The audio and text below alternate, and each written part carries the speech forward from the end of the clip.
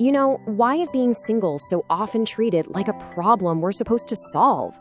Well, in this explainer, we're going to unpack the really complex psychology behind it all. Everything from the huge societal pressure we feel to the deep-seated emotional blueprints that can make being alone feel like the absolute safest choice. I mean, you look around, right? Restaurant tables for two, vacation deals for couples. It can seriously feel like the whole world is just designed for pairs. If you've ever felt a little out of place and all that, you're definitely not alone.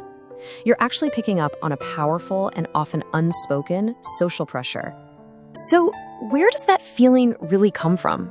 Let's start by looking outside ourselves, at the powerful social rulebook that's always telling us we should pair up. For centuries, marriage hasn't just been a personal choice, it's been framed as the major milestone of a successful life. It's what researchers called a virtual capstone of adulthood, kind of like the final piece of the puzzle that says you've officially grown up. And that one idea creates this powerful social script where being part of a couple is the ultimate goal. But here's the huge disconnect between that idea and reality. Even way back in 2011, US Census data showed there were over 102 million unmarried adults in America. That was nearly 45% of everyone over 18. So we're not talking about some small group here, it's a massive and growing part of the population, which makes all that social pressure feel even more out of touch.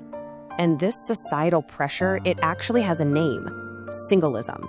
Researchers coined the term to describe all the negative stereotypes and subtle little ways that single people get discriminated against. It's basically the baked-in assumption that being in a couple is just better or more normal. So what does singleism actually look like? Well, it's the assumption that single people are just in some temporary waiting period. It's the stereotype that they must be lonely or immature or maybe a little selfish. And these aren't just harmless ideas, These perceptions can affect everything from awkward family dinners to real-life professional opportunities. Okay, so with all that judgment coming from the outside, it's easy to think single people are just dying to find a partner.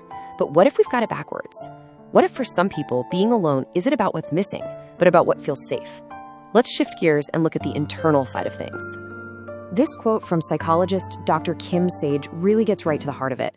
Our very first relationships, the ones with our caregivers, they don't just teach us about family. They create the fundamental template, the instruction manual, really, for how we relate to everyone for the rest of our lives. And this is so important. If those first relationships were stressful or neglectful or even dangerous, our brains learn a super important lesson. People are not safe. So in that context, choosing to be alone isn't being antisocial. It's actually a brilliant, adaptive survival strategy designed to stop you from getting hurt again. Dr. Sage breaks this down into a kind of chain reaction. It all starts with those unsafe templates from childhood. That can then lead to a negative self-concept, where you start to internalize the blame and feel like you're just not worthy of a good connection. And what's the result? Emotional dysregulation. Socializing becomes totally exhausting because you're constantly on high alert, scanning for threats. When you're in that state, solitude isn't lonely. It's relief. It's the first chance you've had all day to finally let your guard down. This whole idea of an internal template for relationships isn't just a metaphor. It's actually part of a really well-established framework in psychology that helps explain these exact patterns. So let's look at the theory behind it. This is where attachment theory comes into the picture. It explains how our earliest bonds create a literal blueprint for relationships inside our minds. And that blueprint decides what we think love and connection are supposed to feel like. And, usually without us even realizing it, we carry that blueprint into every single adult relationship we have.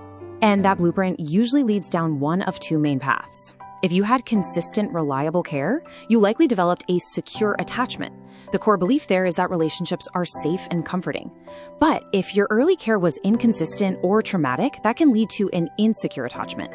And the core belief there is that relationships are unpredictable and potentially dangerous. Now, this can show up in different ways, maybe being really anxious about rejection or needing to keep people at a distance. But the root is the same. It's just hard to trust other people. And right there, that's the direct link.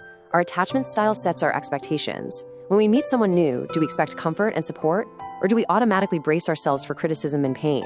When your internal blueprint is screaming that connection leads to getting hurt, choosing to be alone isn't just a preference. It's a completely logical act of self-preservation.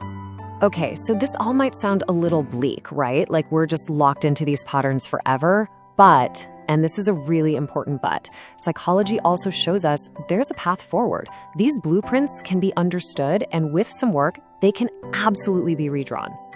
The first, most critical step is just awareness, simply understanding what your own attachment blueprint looks like.